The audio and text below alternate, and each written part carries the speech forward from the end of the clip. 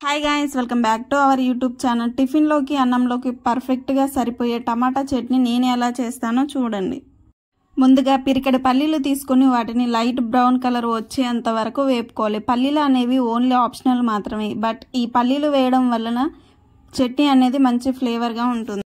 పల్లీలు అనేవి light brown colour వచ్చిన తర్వాత ఒక ప్లేట్లోకి తీసుకోవాలి.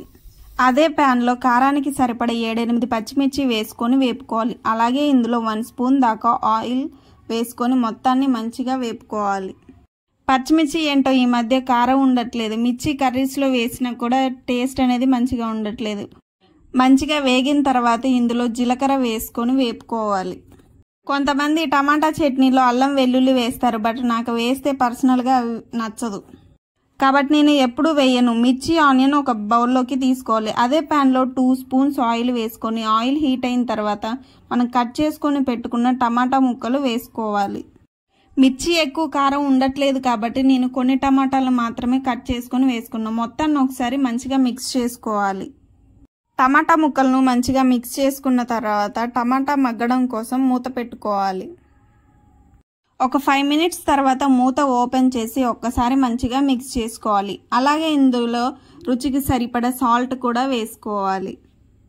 అలాగే ఇందులో కొంచెం చింతపండు కూడా వేసుకొని మంచిగా మగ్గించుకోవాలి. ఇలా ఆయిల్లో చింతపండు వేయడం వలన చట్నీ అనేది ఇంకా మంచి టేస్ట్ అనేది వస్తుంది. అడుగంటకుండా ఇలా మంచిగా మిక్స్ చేసుకోవాలి. అలాగే ఆయిల్ పైకి తేలేంత వరకు టమాటాను మగ్గించుకోవాలి. టమాటా మగ్గేంత వరకు ఇలా కలుపుకుంటూ మొత్తాన్ని మిక్స్ చేసుకోవాలి. పల్లీలకు ఉన్న పొట్టు మొత్తాన్ని మంచిగా తీసుకోవాలి. గ్యాప్లో టమాటా కూడా మంచిగా మగ్గుతుంది. కొంతమంది టమాటా చట్నీలో పల్లీల ప్లేస్లో నువ్వులు కూడా వేసి చేస్తారు. టమాటా ఇలా మంచిగా మగ్గిన తర్వాత స్టవ్ ఆఫ్ చేసుకోవాలి. మిర్చి ఆనియన్లో కొంచెం సాల్ట్ వేసుకొని ఒక జార్లోకి టమాటా అలాగే మనం వేపుకొని పెట్టుకున్న మిర్చి ఆనియన్ని వేయాలి. ఆనియన్స్ని కూడా ఆయిల్లో వేపుకున్నాను, కానీ ఆ క్లిప్ అనేది మిస్ అయిపోయింది. అలాగే మనం పొట్టు తీసుకొని పెట్టుకున్న పల్లీలను కూడా ఇందులో వేసుకోవాలి. మంచిగా మిక్సీ పట్టుకోవాలి.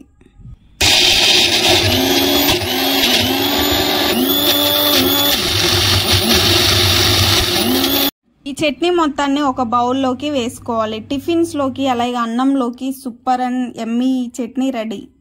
చాలా మంది సబ్స్క్రైబ్ చేయకుండా మన వీడియోస్ అనేవి చూస్తున్నారు. ఇంకా ఎవరైనా సబ్స్క్రైబ్ చేసుకోకపోతే please subscribe. Thank you for watching.